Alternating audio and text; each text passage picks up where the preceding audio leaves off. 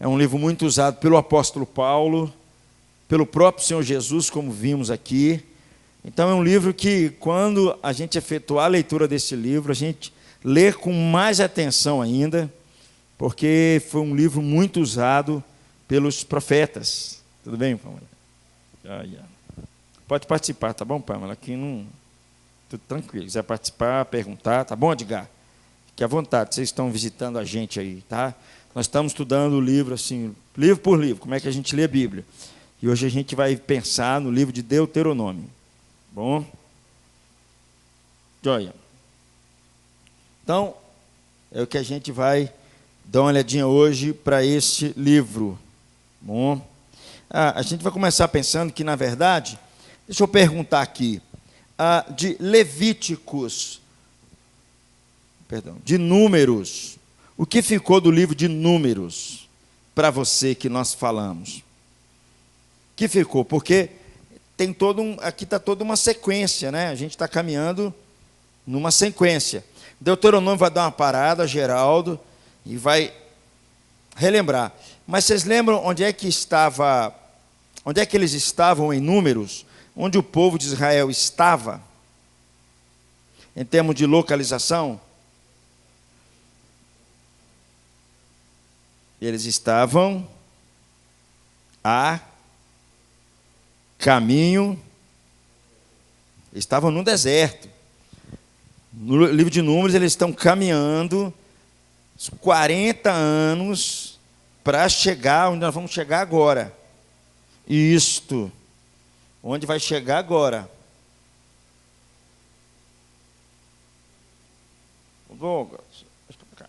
É que eu estou invertendo.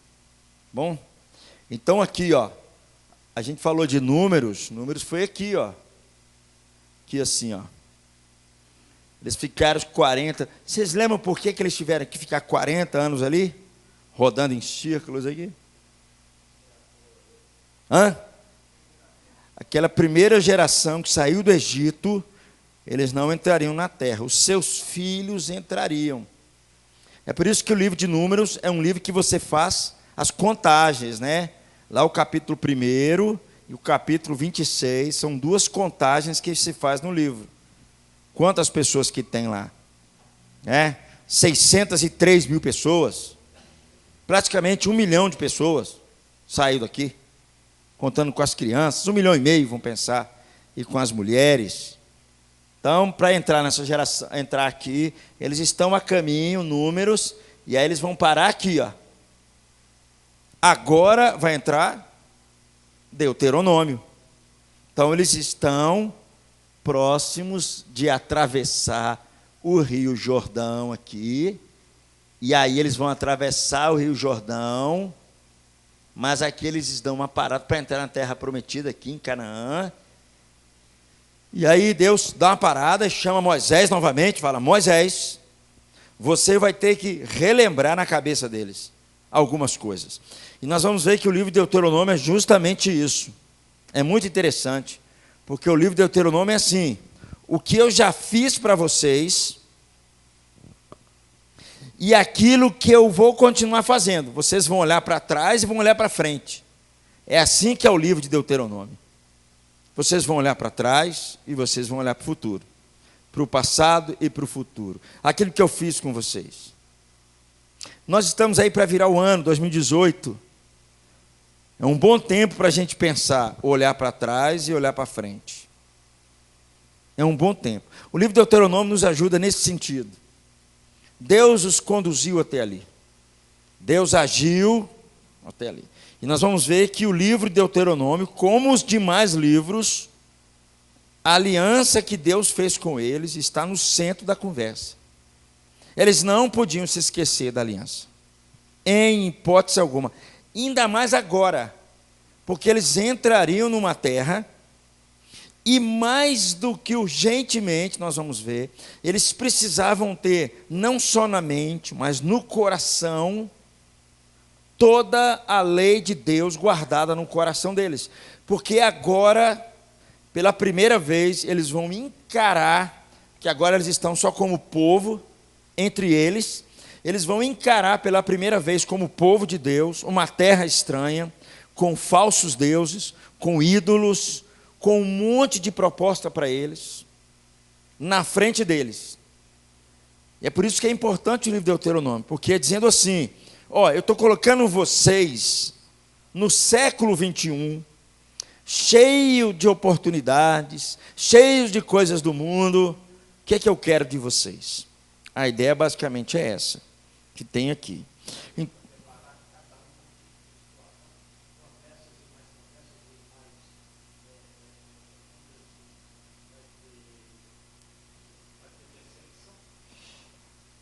Quando eles entrarem, vai ter muitas.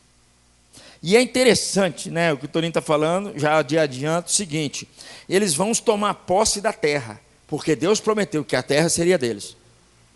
Certo? Quando eles perdem a terra, nós vamos ver isso lá para frente, lá em Oséias, lá nos profetas, lá para frente, no tempo em que eles perdem a terra, no tempo de Ezequiel, no tempo de Jeremias. Sabe o que é isso? Fruto da desobediência deles. O exílio que eles vão para a Babilônia é resultado, quando eles saem da terra, volta aí, é resultado de que eles quebraram a aliança, de que eles não obedeceram a Deus, que eles foram expulsos da terra. A terra é o ponto, nós vamos ver aqui que Deuteronômio fala muito sobre a terra, que eles haveriam de possuir como Deus cumprindo a sua palavra. Tá bom? Então, eles estão vivendo aqui as últimas semanas a leste do Jordão. É o que eles estão vivendo aqui. Eu vou aqui. Eles estão vivendo aqui as últimas semanas do lado de cá do Jordão. O Jordão está aqui, ó. Olha o Rio Jordão aqui. Do lado de cá. Nas últimas semanas, antes de botar o pezinho para atravessar, Deus, para. Vamos conversar de novo. Vocês precisam rever algumas coisas do que eu fiz para vocês e como é que vocês vão entrar nessa terra. Vocês têm que estar preparados para vocês entrarem lá. Nós vamos ver texto sobre isso. Então, eles estão nas últimas semanas e Deus vai repetir isso para eles. Tá bom? Então, o livro, praticamente é isso aqui, ó, a ênfase do livro. Existe uma ideia de uma unicidade, uma singularidade de Deus, né, de Javé, o Deus de Israel, contra todos os outros deuses. Preste atenção, eles vão entrar numa nova terra, está cheia de outros deuses, eles vão ter que encarar isso agora. E Deus então vai lembrar para eles, ó, só há um Deus. Vocês não vão adorar outros deuses. Vocês são o meu povo, estou colocando vocês aí, porque há um único Deus. O lema de Deuteronômio, a chamada Shema, Deuteronômio 6,4, ouve Israel, o Senhor nosso Deus é um único Senhor. É isso. Esse negócio é tão forte no judeu, mas tão forte neles, tão forte, isso é o lema deles, assim, é o moto deles. Então, a ideia do livro é Deus vai trazer a mente deles, dizendo que Deus é o único Deus, que eles não devem buscar outros deuses, não devem adorar outros deuses, não devem se voltar para outros deuses. Vai falar também do amor de Deus, dessa aliança que Deus fez com Israel. Deus vai cumprindo a sua aliança, mesmo o povo tropeçando, e Deus vai ali, por causa do amor e dele ter se comprometido com a aliança que Deus fez com o povo, e vai se tornando o povo de Israel. Vai falar também da soberania universal de Deus sobre todos os povos, porque eles vão chegar, e nós vamos ver lá em Josué, que eles vão chegar na terra, eles vão ter que destruir os inimigos, eles vão ter que botar aquele negócio tudo para baixo. Em um sentido, significa Deus controla tudo de forma soberana, sua palavra não falha, e ele vai levar as últimas consequências. Israel também como modelo de Deus para as nações. Não se esqueça que tudo aqui está caminhando no cumprimento de Gênesis 12, chamando Abraão, Dadá, e falando assim: de ti farei uma grande nação, eu vou abençoar você, e através de você, todos os povos da terra serão abençoados. Ou seja, a bênção que Deus dá para eles, não é o fim neles, mas para eles, através deles, não é o fim na vida deles, é através deles, tá certo? Então é isso que está dizendo. Israel seria o modelo de Deus para as nações. Pega o povo, coloca numa terra estranha, cheia de ídolos, no século 21, chama a igreja, chama uma pessoa, Deus trabalha no coração daquela pessoa e diz: você tem que ser um modelo meu aí onde você está. É a mesma coisa. Vai falar também a importância, mais uma vez, do santuário de Deus ser central. Gente, uma coisa que é marca deles, e também é marca nossa, é a adoração. É um capítulo inteirinho Deus dando instruções de Deuteronômio para o povo adorar. E Deus dizendo mais uma vez, como disse lá nos livros anteriores, que Deus estaria no centro. Se tem uma coisa que é central na vida do crente, na vida do povo de Deus, é o culto, é a adoração. A preocupação de Deus pela justiça, que o povo deveria refletir seu caráter, as bênçãos da obediência e os perigos da desobediência. Né? Deus vai dizer lá, por 2 vezes ele vai falar isso. Olha, eu estou dando para você bênção e maldição. Se você me obedecer, eu vou te abençoar. Se você não, tudo de olho no pacto. Ou seja, se você quebrar a aliança que você fez comigo, você vai sofrer as consequências da desobediência. É o que Deus estava falando com eles. Então, o livro de Deuteronômio, a ênfase é justamente essa daqui. Qual que é a visão geral do livro? Não, para cá. A visão geral do livro é isso aqui. É muito interessante. Existe um recurso literário, é um recurso literário, certo? Que você vê isso no livro. O nome não importa, né? O que importa é que esse recurso literário, ele dá uma estrutura assim concêntrica para o livro. Isso aqui que eu quero dizer para vocês, ó. Qual que é a ideia básica, ó? Olhar para trás no início e para frente no final. Deuteronômio 1 ao capítulo 3 é um olhar para trás. Se você ler os 3 primeiros capítulos, você vai ver o que Deus está dizendo que fez com eles. Está olhando para trás. Se você olhar os últimos versículos, você vai ver Deus mandando ele olhar para frente. Certo? Aí vai diminuindo esse círculo.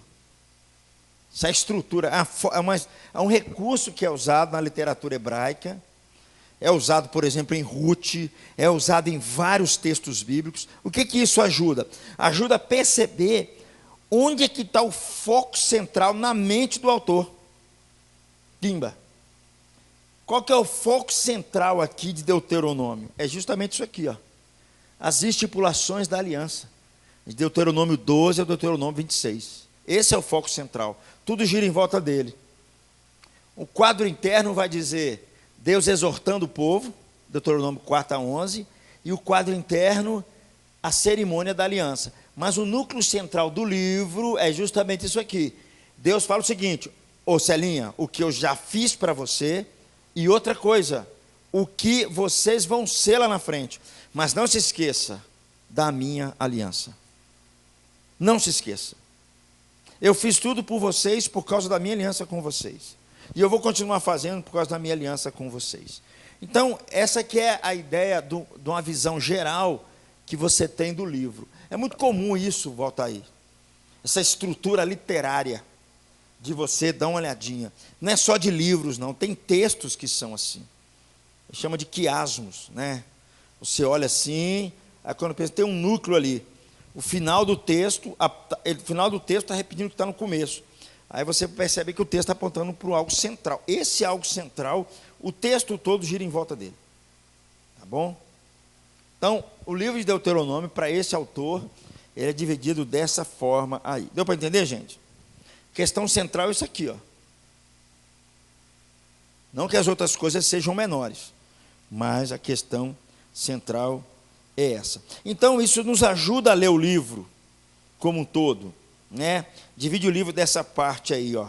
A parte externa, da estrutura externa, como eu falei ali, é essencial porque está pegando o final de Números e começando agora, vai até Moisés, onde Moisés vai proibir, Deus vai proibir a entrada de Moisés na terra. A segunda parte aqui, ó, que é o finalzinho, né? Deus escolhe esse ponto, e aí Deus chama Josué, lá no finalzinho tem a canção de Moisés, dá bênção sobre ele, preparando Josué para entrar agora e assumir a liderança. Essa estrutura interior aqui, ó, aqui é externa, ó. Interna, a gente vai perceber, Deus chama Israel, para que Israel adore só a Deus, esteja devotado somente a Deus. E no finalzinho aqui, ele coloca bênçãos e maldição, e coloca a expulação diante do povo, né? Deus oferecendo bênçãos e maldições. Isso que a gente vai perceber no livro como um todo. Então, o livro, a estrutura central do livro é isso aqui. Deuteronômio apresenta a reafirmação da aliança de Deus. Vocês lembram qual livro que nós falamos sobre aliança? Todos eles, né? Gênesis, Êxodo, Levítico, Números. Praticamente a aliança vai percorrendo todos eles, certo? Qual que é a ideia da aliança que nós falamos? Alguém lembra? Me ajuda aí. O que tinha nas... O que era uma aliança? Quem me ajuda aí? Mas como é que era o pacto? Porque eu fiz uma aliança com o Rejane. Nós casemos, nós dois. Fiz uma aliança. A ideia é de concordar, não é isso? Mas será que entre Deus e o povo poderiam fazer dessa mesma forma?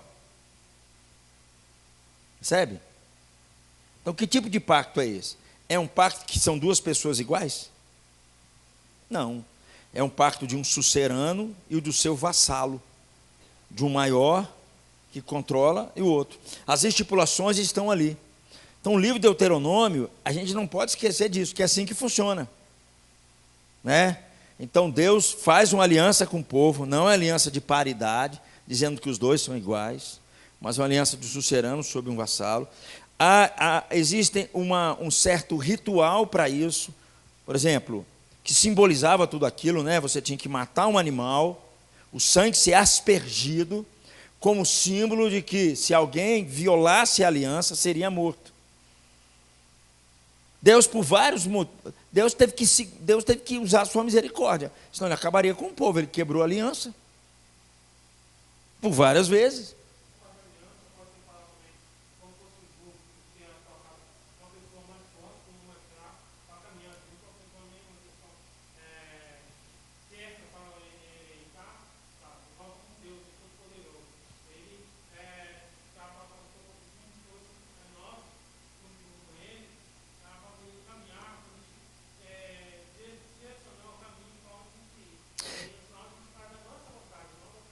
Em parte, sim.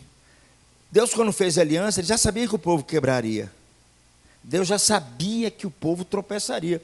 Quando ele faz uma aliança com Abraão, ele parte os animais no meio e ele passa, ele que passa. Ele fala, eu sei que vocês vão quebrar, mas eu que vou passar. Ou seja, eu vou fazer cumprir a minha aliança, porque eu sei que vocês vão tropeçar. Mas tem esse aspecto de Deus guiar o povo, sempre está lembrando o povo da sua aliança. É isso que está acontecendo em Deuteronômio. Deus está lembrando o povo da aliança que ele fez com ele. Não se esqueçam da minha aliança, vocês fizeram comigo. Não se esqueçam da minha lei. Ele vai repetir aqui, Nico, os 10 mandamentos. Por que ele está repetindo os 10 mandamentos? Por que ele está pedindo para o povo novamente tomar cuidado com colocar o povo na terra? Por que ele está repetindo várias leis que ele deu antes? Porque ele está reafirmando a aliança. Não se esqueça da parte de vocês, hein? Eu chamei vocês, mas o que cabe a vocês na aliança? É obediência a mim. É obediência. Eu estou provando o meu amor por vocês. Porque é assim. Eu estou provando, então vocês não precisam temer. É o meu amor que está envolvido nesse processo aqui. Eu estou me doando nesse processo todo aqui. Nessa aliança que estamos fazendo. Existem estipulações, existem sanções se eles quebrarem a aliança. E Deus está deixando tudo claro. Deuteronômio vai reafirmar isso, mas agora para a nova geração. Não é para aqueles que saíram do Egito, é para a nova geração agora. No estilo do antigo tratado, como nós falamos, porque era assim, de sucerano e de vassalo, né?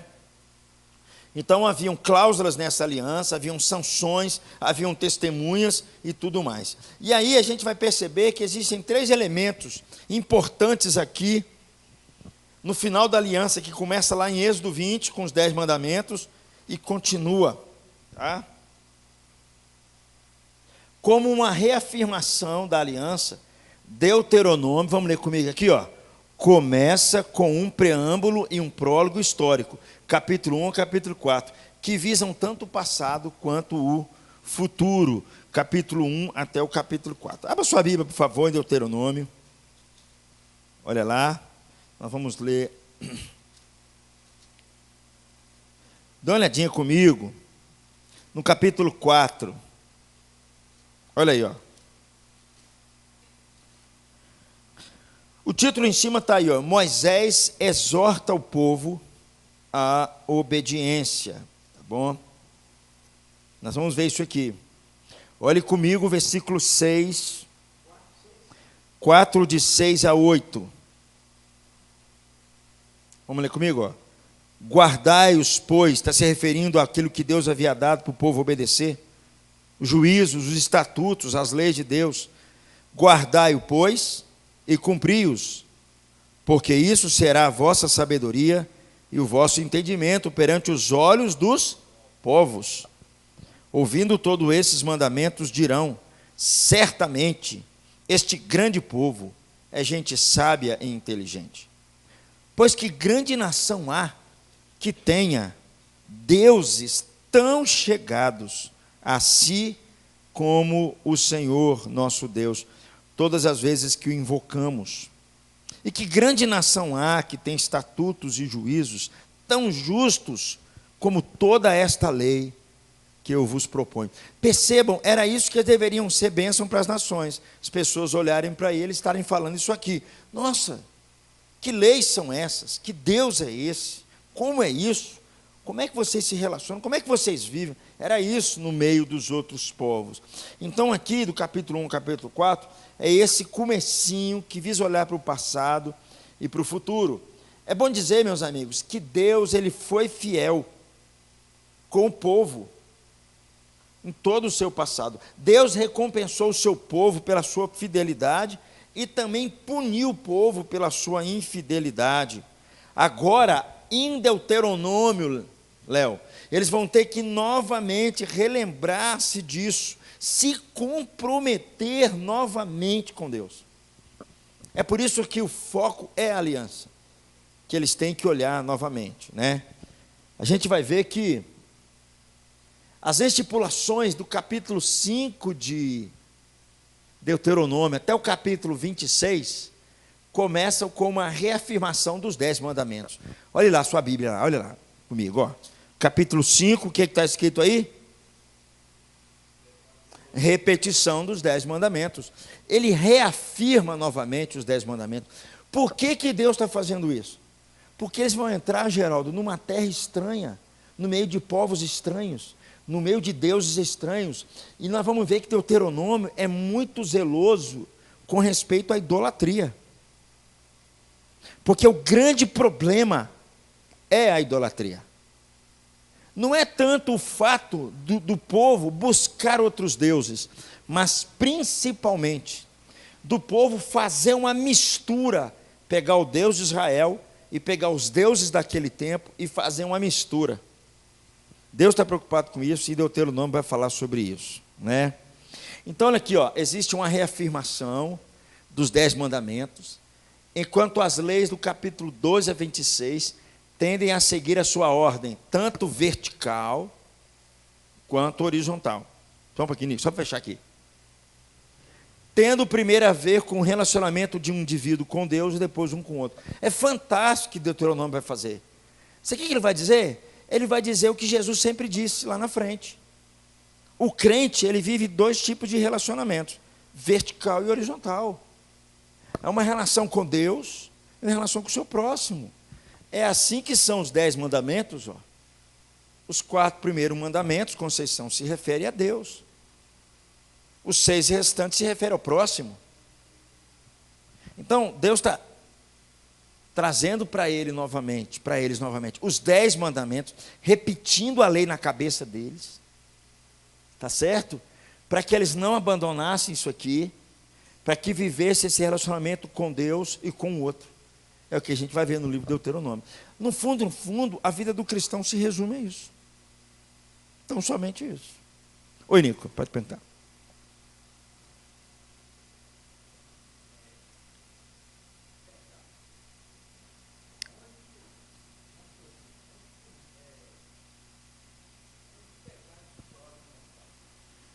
Onde o pecado se torna mortal.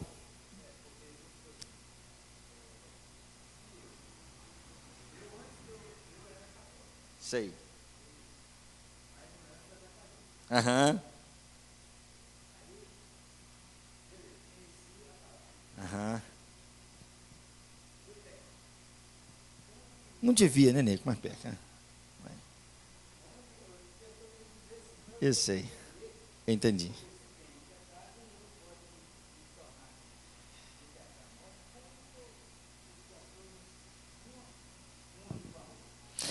Sua pergunta é boa. Então, como é que fica a questão do cristão hoje, por exemplo, com relação ao pecado? É bom dizer o seguinte, Nico, que por causa de Jesus, do que ele fez, da sua morte na cruz, daqueles que creem em Jesus, o crente, em um sentido, ele morreu. O velho homem morreu. Foi crucificado com Cristo, nosso velho homem, para que pudéssemos ressuscitar para o novo homem. Então, em determinado sentido, aquilo que Paulo vai dizer em Romanos 6, né, o pecado não terá domínio sobre vós. Porque o que Cristo fez, na verdade, entre tantas coisas que Jesus fez, ele não nos tirou do pecado, ele nos tirou do domínio do pecado. Ou seja, o pecado, como Paulo fala, ele não reina mais. Pecamos, mas ele não é mais o Senhor da minha vida. Certo? Antes de uma pessoa conhecer a Cristo, certo? Ou se tornar conhecida por Cristo, ela serve ao pecado com muito prazer, com muita alegria. Ela é escrava dele, certo? É o que Paulo vai dizer em Romanos 6, dizendo isso várias vezes. Aí vai começar no capítulo 7, vai dar aquele exemplo, e o capítulo 8 ele começa assim: agora, pois, já não há condenação para aqueles que estão em Cristo Jesus. Então, em Cristo Jesus, morremos com Ele. E em Cristo Jesus, ressuscitamos com Ele. Então, o que acontece na vida do cristão, não deveria ser, não é verdade? Porque deveríamos entrar num processo de santidade, de santificação. O que acontece com o cristão com esses pequenos atropelos, em que, em determinado sentido, em determinado sentido, ele vai precisar da graça, ele depende da graça constantemente. Deus o está chamando, como chamou o povo de Israel, a viver um relacionamento com Ele, dizendo assim: eu sou o seu Deus. E a gente comete essas coisas porque a gente fica bem assim, né? Certo? E aí, para nós agora que vivemos na nova aliança, é aquilo que 1 João fala, né? Se confessarmos os nossos pecados, Deus é fiel e justo para nos perdoar os nossos pecados e nos purificar de toda injustiça. Aí ele vai dizer assim, capítulo 2, ele vai dizer assim: porque Jesus é a nossa propiciação. Nós temos um advogado junto ao Pai, Jesus Cristo justo. Então, se tropeçarmos, temos um advogado junto ao Pai, Jesus Cristo justo.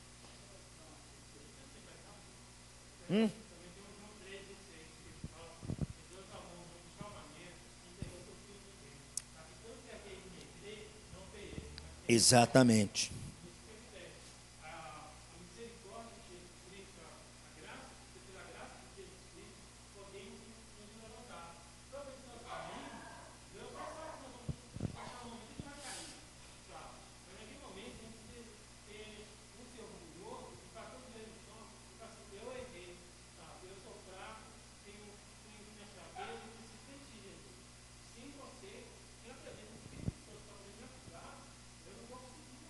Exatamente.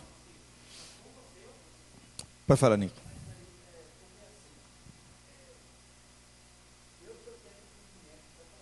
Uhum.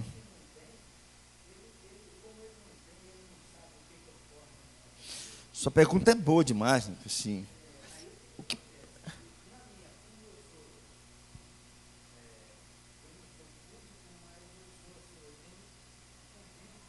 é.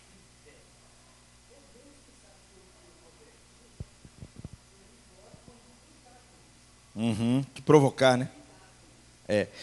assim, quem ainda, né, não foi salvo, né, assim, não conhece a salvação, a Bíblia fala que ele peca por ignorância. Ele faz as coisas e ele peca por ignorância. Então, ele busca outros deuses, ele crê em santo, crê em um monte de bobagem. Em um sentido, ele peca por ignorância. Mas não é por pecar por ignorância que, por um lado, ele não se torna responsável por aquilo que ele está fazendo, tá certo? Então, em determinado sentido, assim, ele serve ao pecado e serve com muita alegria, inclusive. Aquilo lhe faz bem, inclusive, né? Então, se você, por exemplo, me fez raiva, que é raro isso acontecer, né? Com certeza, não é verdade? Então, se você me fez raiva, eu como não cristão, assim, eu não tenho nada que teoricamente me segure para desejar o mal para você, para vingar de você. E quando isso aconteceu, eu me sinto muito bem. Então, em um determinado sentido, ele peca por ignorância. Mas, por outro lado do sentido, ele tem plena consciência, em um determinado sentido, de que o que ele faz sentindo prazer no seu coração, mas o que ele faz, ele tem plena consciência, assim, de que, assim, ele está tropeçando. Ele só não consegue ficar livre daquilo. Ele não consegue. Ele vai agir como qualquer outra pessoa vai agir, né? Ele vai tentar corrigir os erros dele com boas ações. Ele vai tentar compensar isso com outras coisas. Porque a luz do Evangelho não resplandeceu sobre ele, para não deixar claro diante dele que o problema dele não é com o outro, o problema dele é com Deus. Enquanto ele não acertar a vida dele com Deus, não tem jeito. O relacionamento dele é com Deus. Enquanto ele se expor diante de Deus, e Deus mostrar de fato quem ele é, e ele se arrepender profundamente, não tem saída. Oi,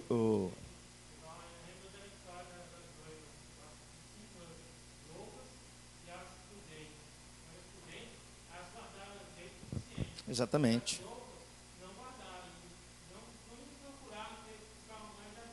Uhum.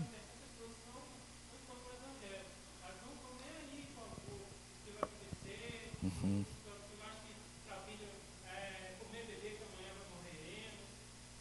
É.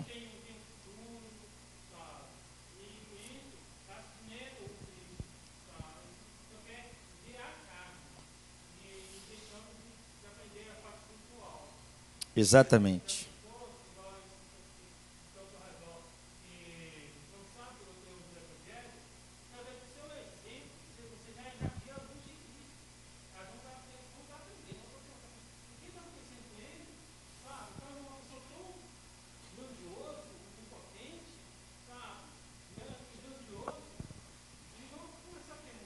Isto.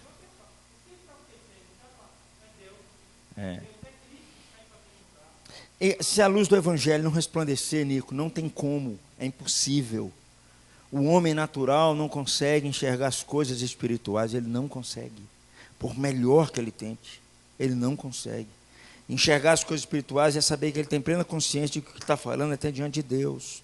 Está entendendo? Então não consegue. Seus olhos estão fechados. Voltando aqui, gente.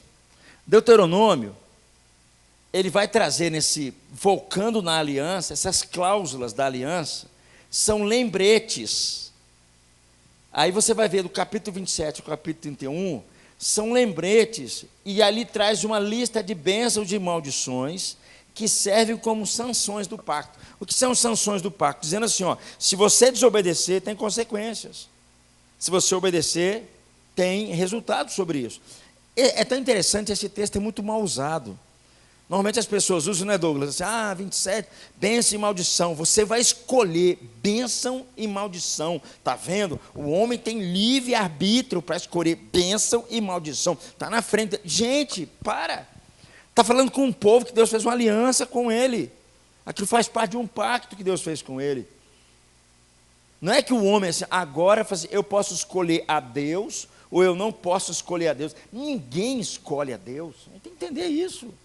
Paulo que fala isso. Não há ninguém que busque a Deus. Não há nenhum justo sequer.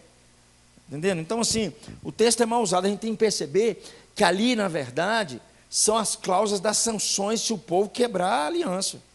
Deus está deixando claro com eles o que vai acontecer com eles. E isso aconteceu.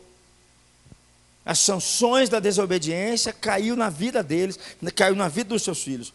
A gente vai estudar Josué, por exemplo. Depois que você sai de Josué, começa Juízes. É uma bagunça. Uma bagunça. O povo está sem liderança, está virando uma bagunça aquele negócio. Deus tem que levantar líder para conduzir o povo. O lema de Juízes é cada um fazer o que bem queria, né?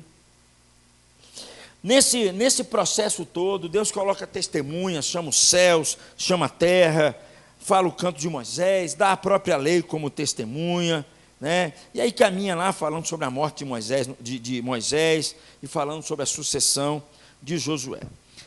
Alguns conselhos práticos para a gente poder ler. Alguns conselhos práticos para a gente poder ler Deuteronômio. Bom, essa imagem aqui não é daqueles livretinhos da Testemunho de Jeová, pode ficar tranquilo. Aqui a ideia aqui é que eles estão ali próximo da terra prometida. Bom, uma terra como Deus havia falado com eles assim, uma terra que mana leite e mel. Casas que vocês não construíram, vinhais que vocês não plantaram, tempo de muita bênção. Eles entrariam lá. Por isso que Deus reforça a aliança com eles, porque haveria uma grande possibilidade de eles se perderem. Volta um pouquinho aqui. Eu gosto desse texto. Olha só, Deuteronômio, capítulo de número 6. Na verdade, é o foco central aí.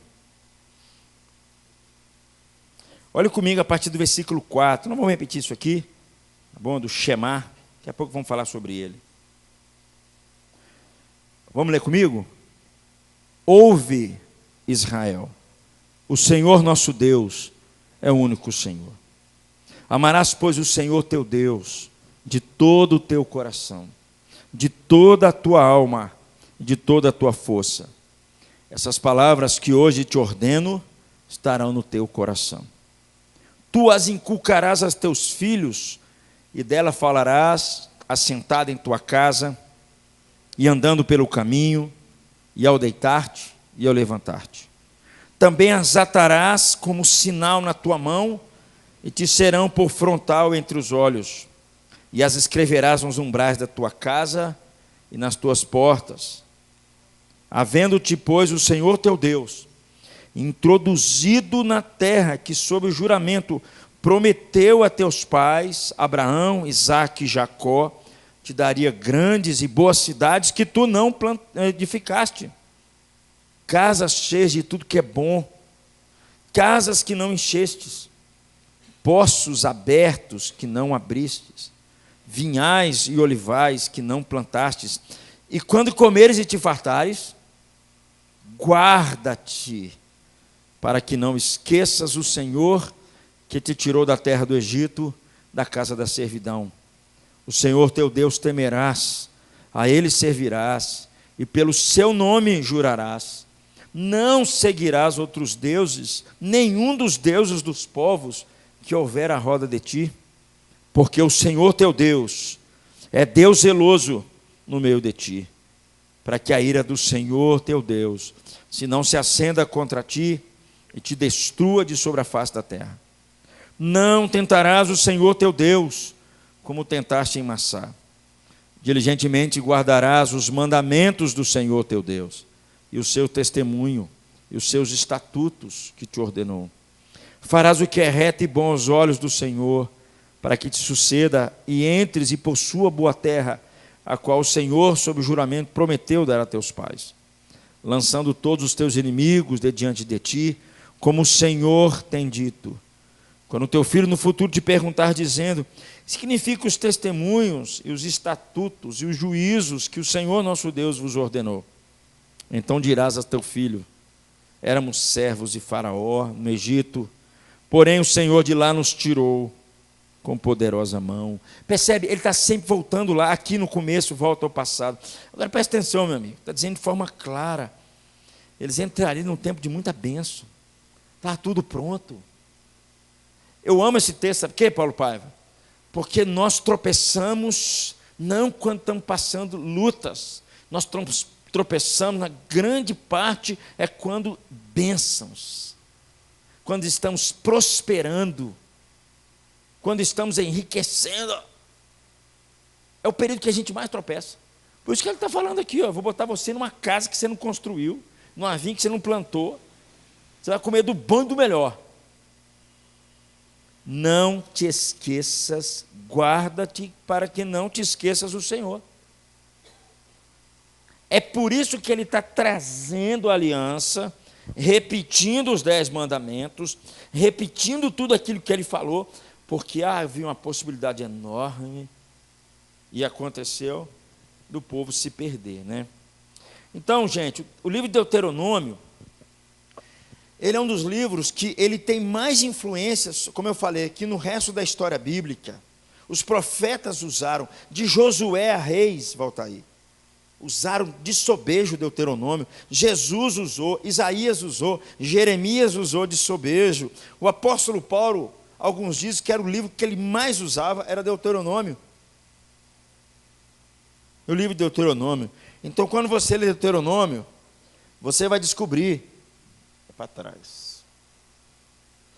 E Deuteronômio, você vai descobrir isso aqui, ó, do começo ao fim, um monoteísmo intransigente. Deus fala assim: você não deve buscar outro Deus.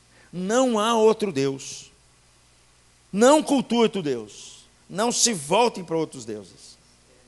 Que ele está falando aqui.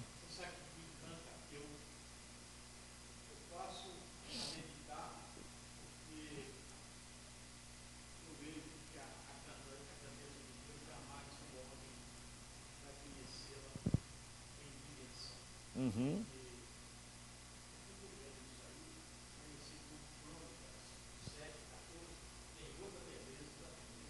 Uhum.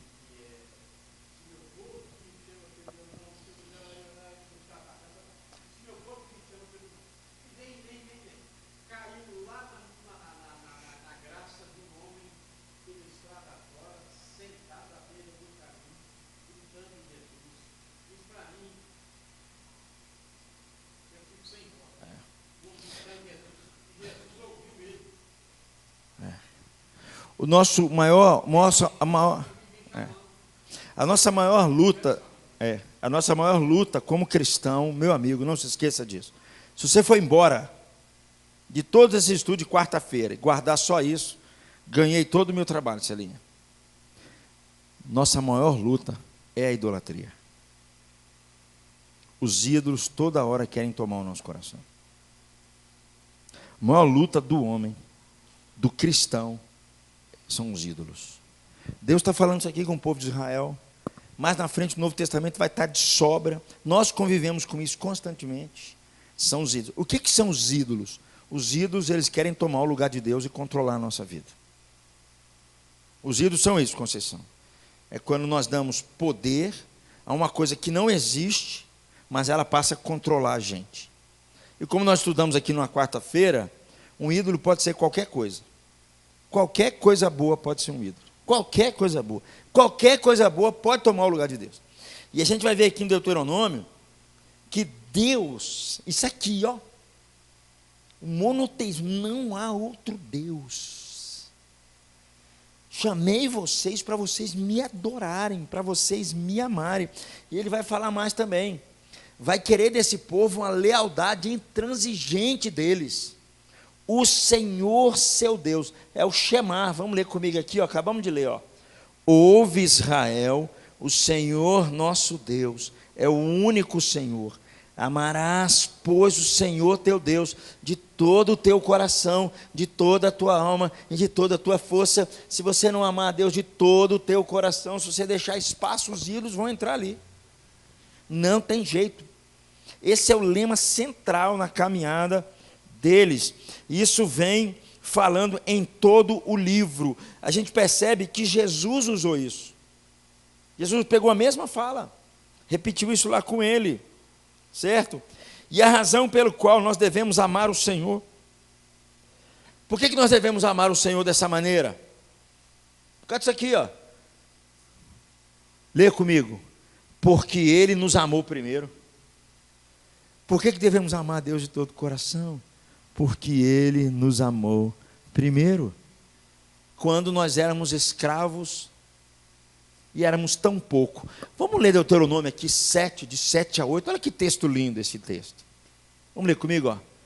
Não vos teve o Senhor afeição, nem vos escolheu, porque fosseis mais numerosos do que qualquer povo, pois éreis o menor de todos os povos, mas porque o Senhor vos amava, e para guardar o juramento que fizera a vossos pais, o Senhor vos tirou com mão poderosa, e vos resgatou da casa da servidão, do poder de Faraó, rei do Egito. Salvação só pela graça. Nós falamos isso aqui quando falamos de Êxodo. Deus primeiro salva o povo, depois dá a lei. Deus não dá a lei, depois salva o povo. E Ele está dizendo aqui, por que nós devemos amá-lo de todo o coração? Porque Ele nos amou primeiro. O texto está dizendo: ô Israel, você está batendo no peito, está achando que tem alguma coisa em você? Não tinha nada, você era o menor de todos os povos. Você não era nada, Israel. Mas eu vos escolhi. A palavra escolher em Deuteronômio aparece mais de 20 vezes, volta aí. Oi, Richelle.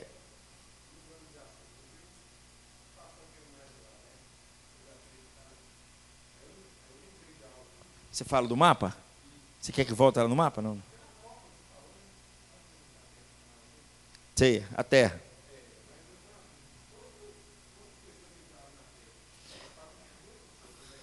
Não, você fala na terra de Canaã? Não. Quase 2 milhões de pessoas. A contagem que faz de número dá 600 mil, praticamente. Só os homens. Você tem mulheres e crianças. Na faixa de 2 milhões de pessoas.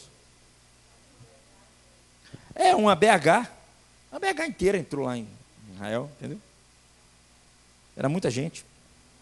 Agora, gente, isso aqui é importante, ó. Isso aqui é fundamental, porque isso é o pacto, isso é a aliança, é o fato de que Deus nos amou, Deus nos escolheu, Deus nos chamou, faz uma aliança com a gente, mostra a sua graça, e qual que é a resposta nossa para com Ele? É uma resposta de obediência à aliança. Por isso que Ele coloca no final entre bênção e maldição, tá bom? É o que Ele está dizendo aqui. Então, essa preocupação, por sua vez, explica os traços de todo o livro. Essa preocupação aqui, ó. Deuteronômio do começo ao fim. Vou jogar esse trem fora. Brincadeira, meu amigo salvou ali, meu amigo hoje. Tudo no livro se baseia no amor e na fidelidade de Javé, que é Deus, e em suas ações que brotam deste amor e dessa fidelidade. Não se esqueça, gente, foi Deus que chamou Abraão. Não se esqueça que Deus foi em direção a Adão. Não se esqueça que Deus chamou Noé. Não se esqueça, Deus está fazendo isso tudo. Em Deuteronômio, a palavra escolher aparece várias vezes. Aqui nós temos 3 observações aqui com respeito ao livro. 3 traços distintivos do livro. A gente vai ver o constante lembrete de que Israel está prestes a possuir a terra. Isso aparece direto no livro, várias vezes. A terra, não se esqueça, está sob o controle de quem? Dos cananeus. Eles estão adorando os deuses de Canaã. Não sei se os irmãos lembram que quando nós estudamos Gênesis, logo no comecinho de Gênesis, Sem, Cão e Jafé. Quem são os cananitas? Descendentes de Cã. Não é isso? Deus trouxe sobre eles e falou assim: ó, Cã vai servir a Sem. Está lá, ó, no comecinho de Noé. Cã vai servir a Sem, Canaã. E é tão interessante que, se você continuar lendo lá a história da descendência, Celinha, você vai ver que os cananitas, eles desenvolveram armas, eles desenvolveram música, eles desenvolveram tecnologia, eles desenvolveram a construção, eles desenvolveram várias coisas. Mas ao povo de Deus, Deus chamou: são vocês. Não que o cristão não possa fazer essas coisas, mas em determinados aspectos, eles evoluíram demais na questão cultural, ou melhor, no aspecto cultural, eles desenvolveram demais. Agora o povo, volta aí, está entrando nessa terra. Uma musicazinha boa, CD, DVD, Netflix, não é verdade? Você tem toda a tecnologia que não foi criada teoricamente pelo povo de Deus, se a gente pensar bem, né? É a mesma história hoje. Agora, o que é importante aqui é que Deus, em seu amor, está prestes a cumprir o juramento que ele fez a Abraão. Deus falou: Abraão, vou levar você nessa terra que está aí. Você está passando aí? Vou levar. É agora que Deus vai cumprir. Mas a terra está sob o controle dos cananeus. E aí o que vai acontecer é que existe uma implacável. Israel não apenas vai pedir para Israel que ele não apenas evite a idolatria, mas destrua os lugares, destrua os povos cananeus, porque tudo isso, por que Deus está pedindo para evitar a idolatria aqui? Destruir completamente os lugares deles, gente, porque se não fizesse, os ídolos cananeus destruiriam e consumiria o povo de Israel, e o povo de Israel não seria mais o povo de Deus, eles não mais existiriam. Por isso que é focal. Você vai ver no livro de Deuteronômio a importância do culto, a importância da adoração, a importância daquele povo se voltar para Deus constantemente, né? A gente percebe isso em todo o livro. Tem vários textos aqui que continua falando sobre isso. Vamos ler só um. Olha comigo lá, Deuteronômio capítulo 3, versículo 6, por favor. Olha a ordem de Deus aí para eles. Deuteronômio 3, versículo 6.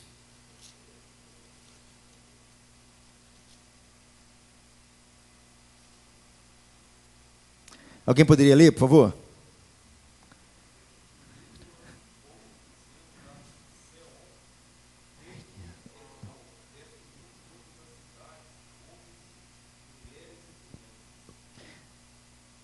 Quer dizer, deveriam destruir tudo, por causa dos ídolos, porque a idolatria poderia pegar o povo de Israel. Olha o capítulo 7, versículo 1, por favor. Só mais um texto.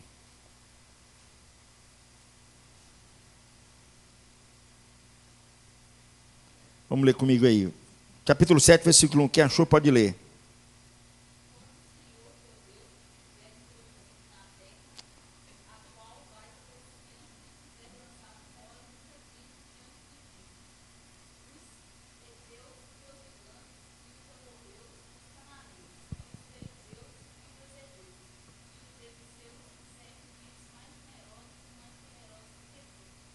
Lê o versículo 4, Pamela, porque ele vai falar assim, ó, não case com elas, não case com os cananeus, não dê suas filhas para eles. Por causa de quê? Olha o versículo 4.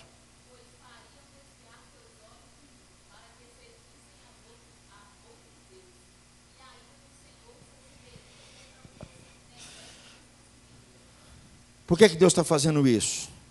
Por que Deus está exigindo isso do seu povo? Olha o capítulo 4, versículo 6, por favor. Alguém possa ler. Por que Deus está pedindo para consumir tudo? Para destruir tudo? Olha o capítulo 4, versículo 6. Alguém achou? Pode ler, por favor. Vamos lá?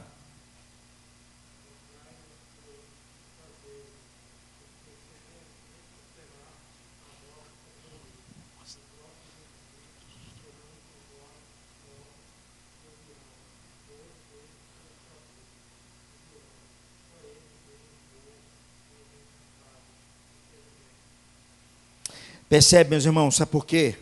Porque senão o povo de Israel não seria uma bênção para as nações. Eles não cumpririam a missão que Deus deixou para eles. Por isso que eu sempre insisto, volta aí, se você tira a missão, não existe igreja, não existe o povo. Ela se perde. A missão do povo é ser luz para as nações, para que os outros povos possam conhecer o Deus de Israel. Olha o capítulo 5, versículo 32 e 33. Lê para mim, Celinha, por favor. Pedir agora é mais rápido. 32 e 33. 32 e 33.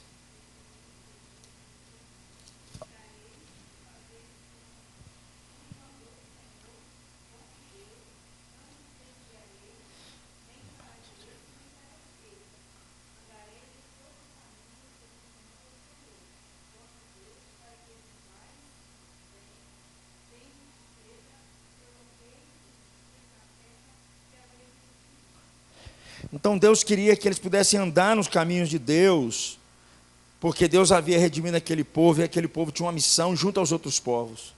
Era por isso que Deus estava os colocando ali, restaurando a terra.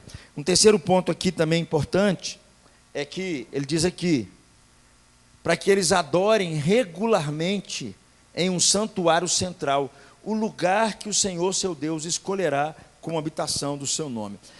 Se você, deixa eu só voltar, se você pegar o mapa, né, se você pegar o mapa daquela região, por que Deus está de olho naquele lugar ali?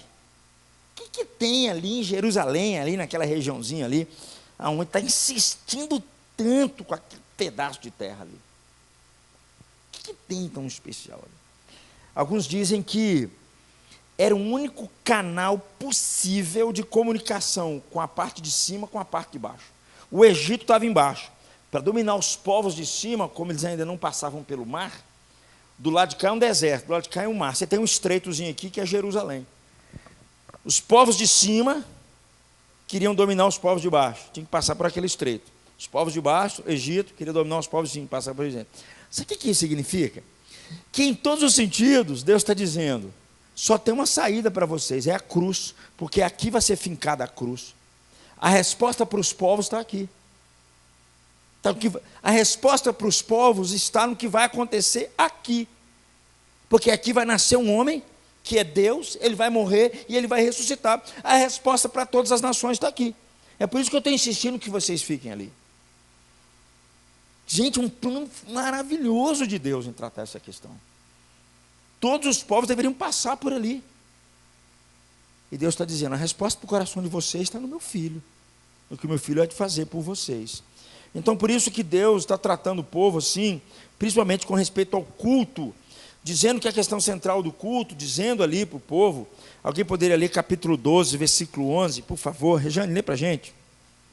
Capítulo 12, versículo 11, para a gente correr aqui um pouquinho, para mim encerrar.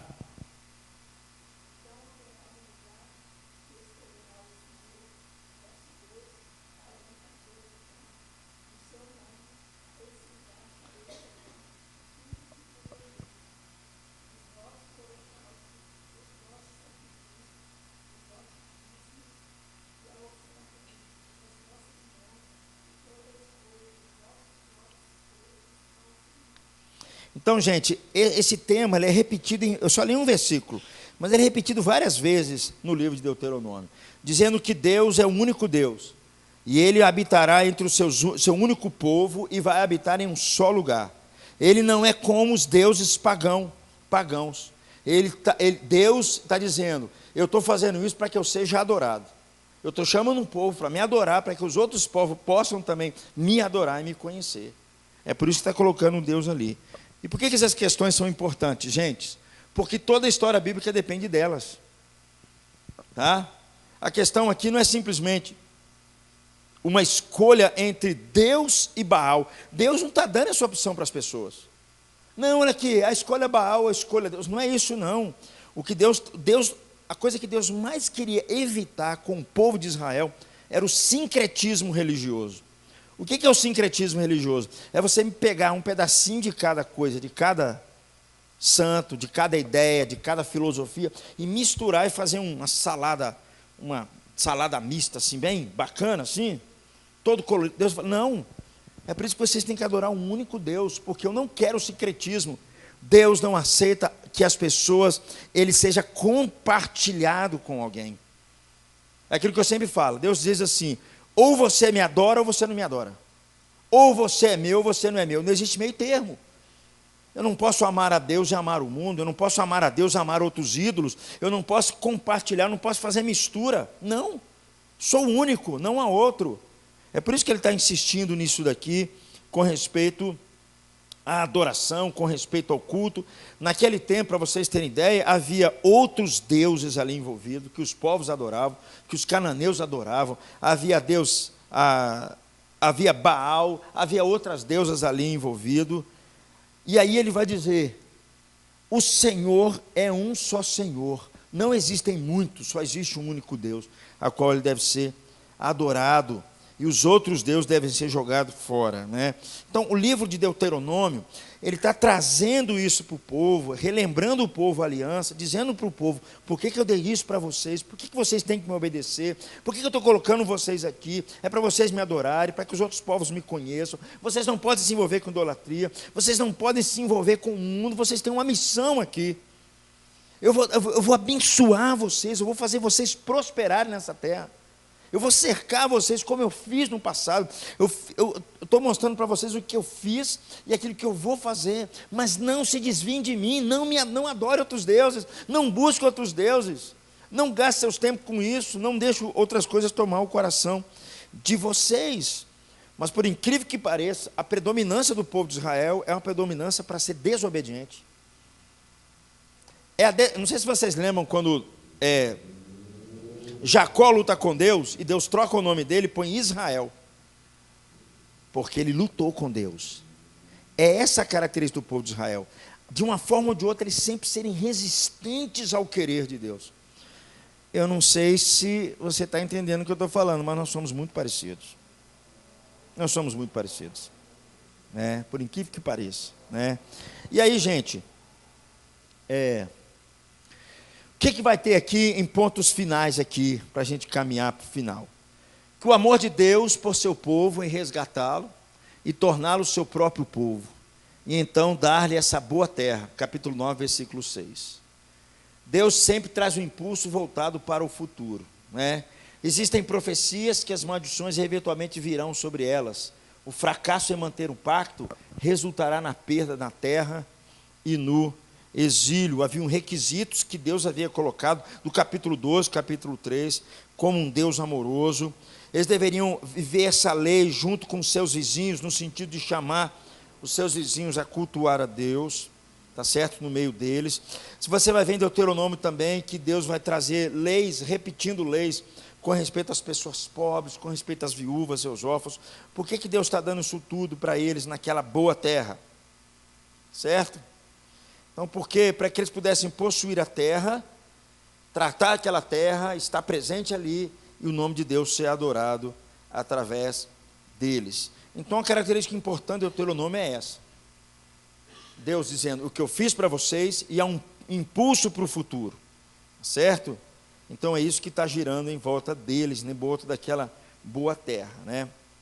A gente vai ver também do Deuteronômio, o amor duradouro de Deus vai, de uma forma ou de outra, vai restaurar todas as coisas. Alguém poderia ler só esse texto? Deuteronômio capítulo 4, versículo de número 29 até o 31. Lê para a gente, por favor, Valtair. Por favor. A 31. O que a gente vai ver aqui é o seguinte, é que Deus, em um aspecto ou outro, vai dizendo assim, vocês vão tropeçar, mas eu vou restaurar esse negócio de novo. Eu vou ter que trabalhar com vocês para restaurar isso de novo. Podem ler aí, volta aí, por favor. Aí, ó.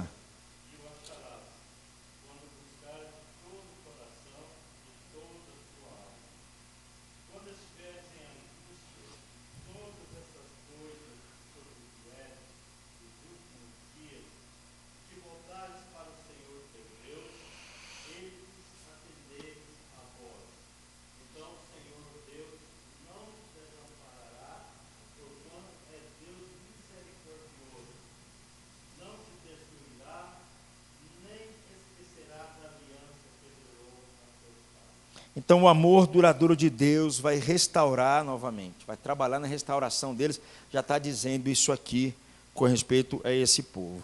E para a gente finalizar, a gente sempre faz isso, mostra um caminho através do Deuteronômio, né?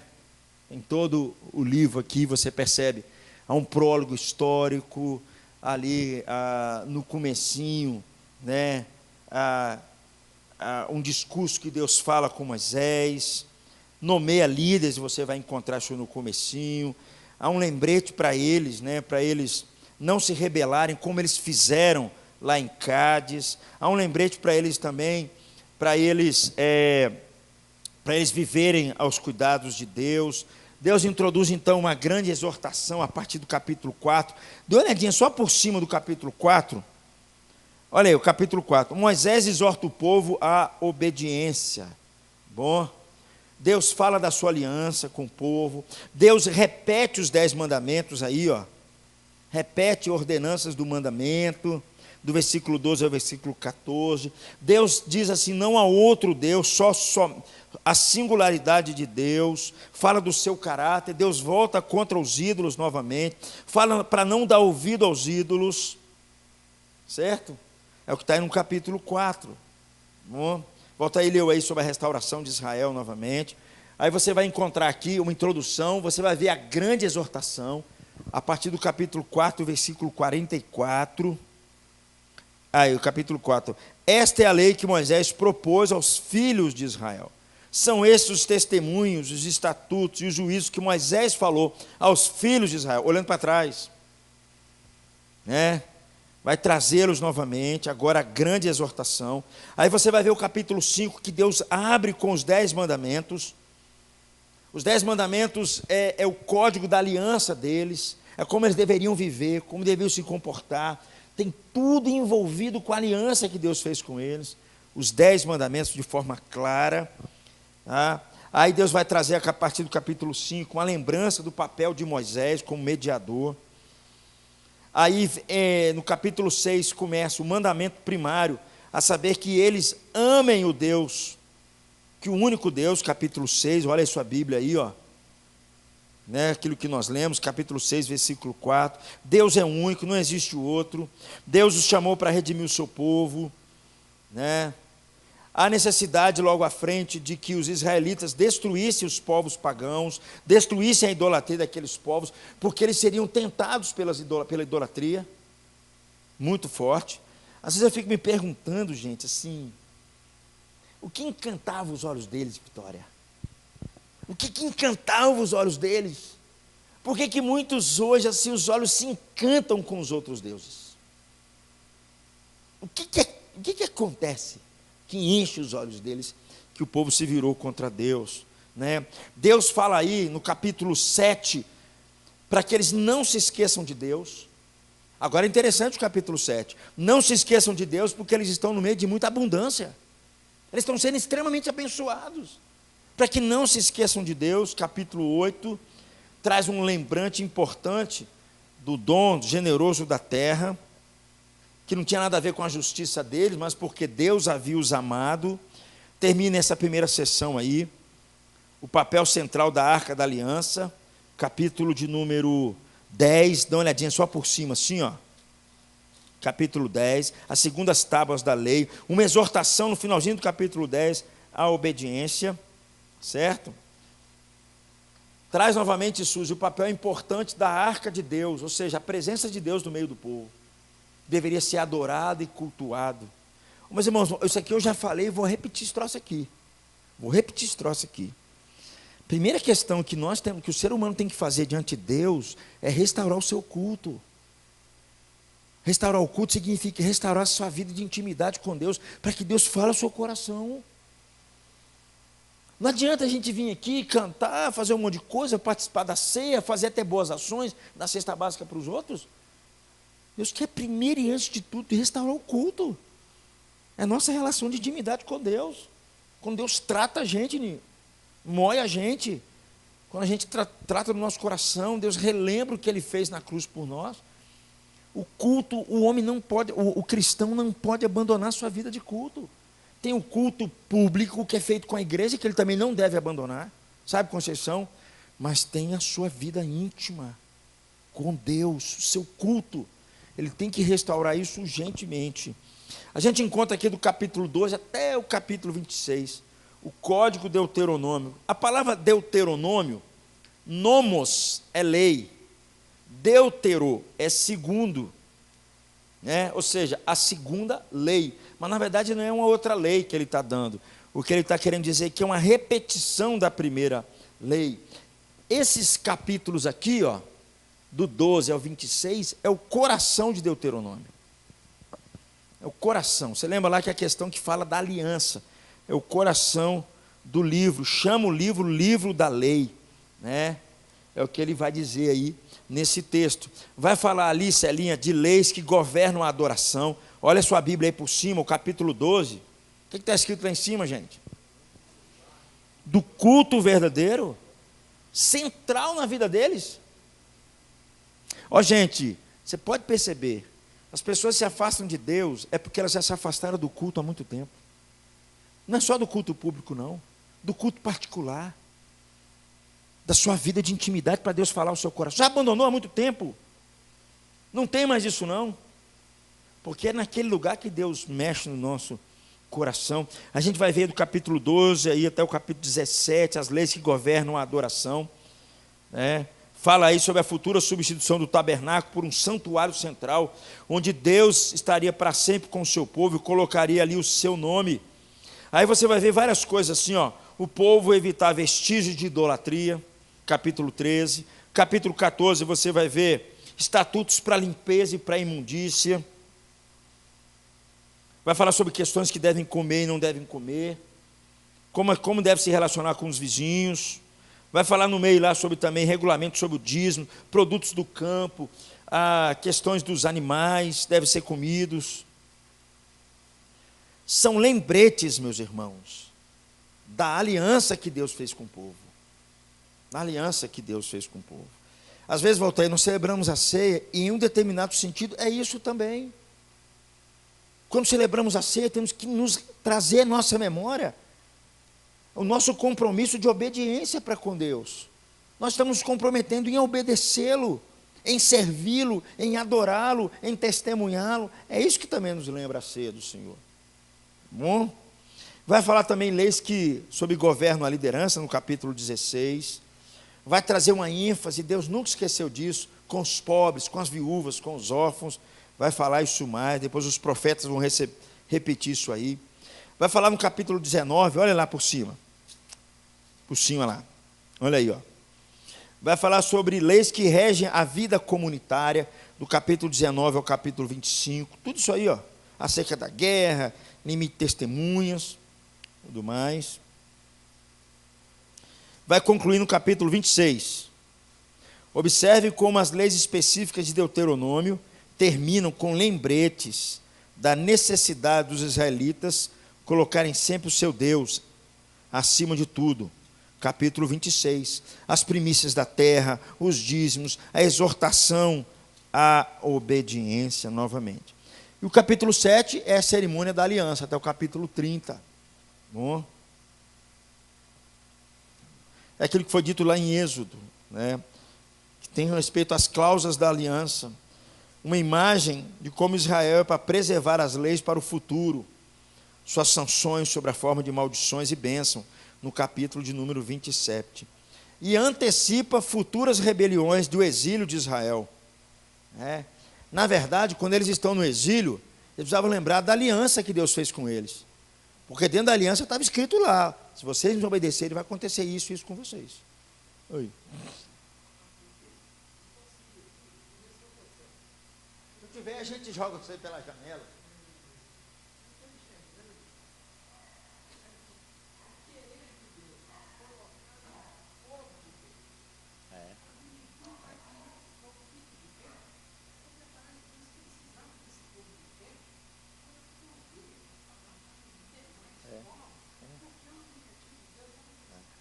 Exatamente.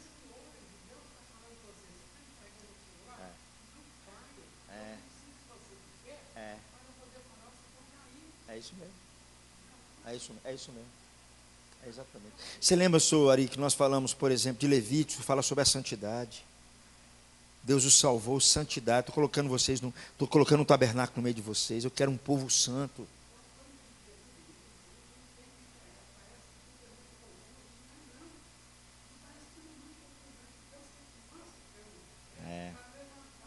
Exatamente. Não, não tem não.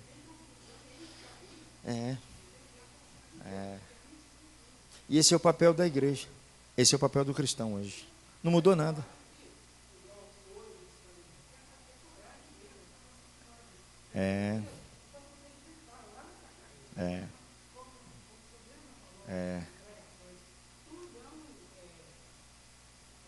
Você não, Timóteo.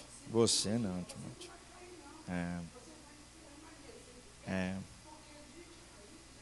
É. Por isso, essa fala do Senhor é muito importante, sabe, Suari? Hoje nós vivemos num contexto de drogas, prostituição, homossexualismo, tudo isso. Se a gente olha para as Escrituras, a gente percebe que Deus já havia colocado o povo no meio dessa confusão. Porque tudo isso é idolatria. Toda essa confusão aí é resultado da idolatria, porque eles não adoram a Deus. Então eles se abrem para as drogas, se abrem para um monte de coisa aí. A falha é a mesma coisa para a igreja. É a mesma coisa. Por isso, a igreja sabe disso, eu sempre insisto nisso. A igreja ela só existe por causa da missão que Deus colocou para ela. Por que Deus está querendo que sejamos santos? Por que Deus está querendo nos reunir como povo? Por que Deus está querendo? De fato, por um lado, para nos abençoar, é lógico. Mas em um aspecto mais central, é para que através de nós, os outros povos conheçam o único Deus vivo e verdadeiro. É por isso que ele chama as igrejas. E a igreja não pode perder o foco disso, em hipótese alguma. Bem lembrado, senhor aí. Então, no capítulo aqui no finalzinho, eles precisavam olhar para frente, capítulo 31. Abra a sua Bíblia, capítulo 31, as últimas disposições. Aqui fala de Josué como sucessor de Moisés, né? O que ele vai dizer aí no finalzinho. Bom, incluídas algumas questões, a sucessão de Josué e uma outra previsão da rebelião futura. É impressionante, a partir do versículo 14. Uma previsão futura da rebeldia de Israel. Deus sabia que Jacó é como aquele, sabe, de guerra, de briga mesmo, difícil de dobrar serviço, era a característica do povo de Israel, né? E aí no versículo 23, por favor, alguém leia, só o versículo 23, do capítulo 31, por favor.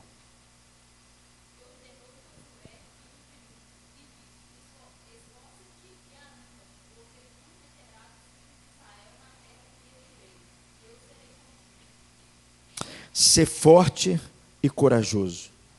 Deus falando com Josué. Eu vou te introduzir na terra. Ser forte e corajoso. É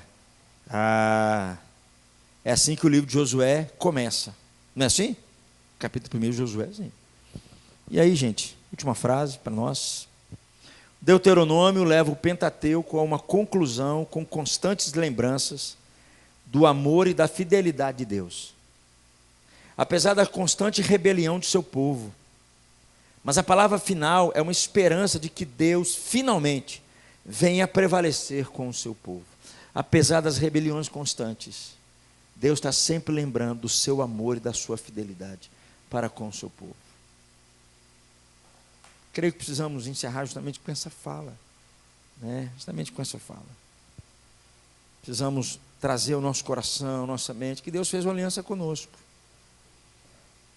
Que não se repetiria mais, Nico, através da morte de Jesus. Esse é o sangue da nova aliança, derramado em favor de muitos, para a remissão dos seus pecados, de uma vez para sempre. O Espírito dele habita em nós. E Deus sempre, sempre nos lembra do amor dele e da fidelidade dele para conosco. Apesar dos nossos pecados, Nico, apesar da nossa rebelião. Mas a palavra final sempre é dele. Sempre é dele. Portanto, meus amigos, pegando aqui a palavra do Suari, Deus nos chamou como povo, trabalhando em nós. Nós temos um privilégio muito maior do que eles, entendemos muito mais a obra de Deus, através de Cristo, e Deus está fazendo a mesma coisa. Coloquei vocês em Itabira, como o meu povo, para que vocês me adorem, para que vocês me cultuem, para que vocês sejam meu povo. Eu estou dando para vocês a minha lei, estou implantando no coração de vocês a minha lei. Mas não se esqueçam, vocês foram chamados no meio de um tempo complicado, dificílimo, no meio de povos que não me adoram, para que o meu nome prevaleça. É a tarefa da igreja, só olhar para Israel. Bom, vamos colocar de pé, meus irmãos, para nós orarmos. Clamamos pelo nosso Deus. Vitória, ore para a gente, por favor.